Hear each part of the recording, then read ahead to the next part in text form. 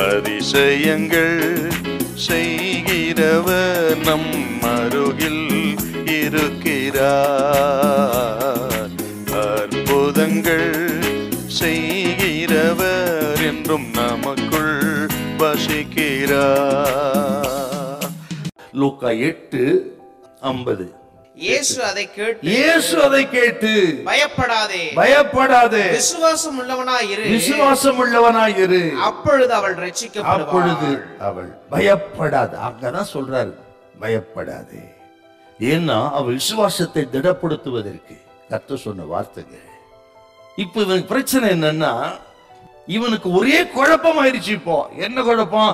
ஒரு பக்கம் துர்ச்செய்தி வந்து விட்டது, உன் மகள் மரித்து போனார். இன்னொரு பக்கம் இயேசு சொன்னார் பயப்படாத. எதை நான் நம்புறது?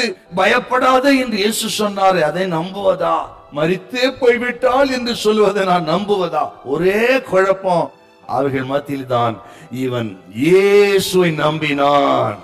எத்தனை துர்ச்செய்தி வந்தாலும் எனக்கு பிரச்சனை இல்லை, என்னோடு வருகிறவர் யார் என்றால் வானத்தையும் உண்டாக்கின தேவன், மரித்தோர உயிரோடு எழுப்புகிறவர் என்னோடு வருகிறார். ஆகவே நான் பயப்பட மாட்டேன் என்று இயேசுவை சார்ந்து கொண்டான். அவன் நம்பிக்கை வீண் போகவில்லை. வீட்டுக்கு வந்த பொழுது அவன் விசுவாசத்தை கனம் பண்ணி மகளை உயிரோடு எழுப்பிட்டார். உங்களுக்கு அதுவா இதுவா? எதை செய்யணும்? என்ன நடக்கும்? அவன் சொல்றது கேட்கறதா, இவன் சொல்றது கேட்கறதா, சூழ்நிலை பார்க்கறதா, ஐயோ என்ன செய்யும் என்று கலங்கி வந்திருந்தால் கர்த்தர் இன்னைக்கு சொல்ற ஒரே ஒரு வாசல் தான், ஆண்டவரை மட்டும் நம்புங்கள், இயேசுவை மட்டும் நம்புங்கள், அங்கே அற்புதம் நடக்கும். பயப்படாதேன்னு ஆண்டவர் இந்த நேரத்தை சொல்றான்னு என்ன அர்த்தம் நினைக்கிறீங்க? எவையிருவே, சூழ்நிலையை பார்க்காத, அவன் சொல்றதை கேட்காத, என்னை பார், பயப்படாத.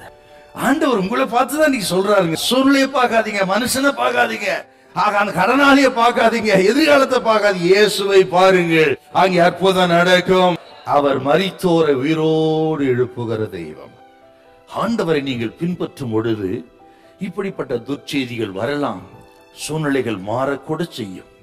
ஆனால் அதுவே முடிவல்ல, அது ஒரு ஆரம்பம் தான். முடிவு மகிமையா இருக்கும். ஏன்னா இயேசு பின்னே வருகிறார்னா இவன் எவ்வளவு சந்தோஷமா இருந்திருக்கும், ஆறுதலா இருந்திருக்கும். அதுதான் அவனுக்கு தைரியம். எந்த தைரியத்துல போனா, என் பின்னே இயேசு வந்து கொண்டிருக்கிறார், அவர் வருவாரானால் எந்த தோல்வியும் ஜெயமாய் மாறிவிடும். அவனுக்கு அப்படின்னா, அவர் ரத்தத்தால் மீட்கப்பட்ட ஜனமே, உன் பின்னே அவர் வந்து கொண்டிருக்கிறார், உனக்கு முன்னே இயேசு போகிறார். பயப்படாதிருங்கள், இருள் விலகும், வெளிச்சம் உண்டாகும், அற்புதம் நடக்கும். அழைத்தவர் உண்மையுள்ளவர், நீங்கள் வெட்கப்பட்டு போக விட மாட்டார். உங்கள் பின்னே இயேசு வருகிறார். ஹல்லேலூயா, ஹல்லேலூயா.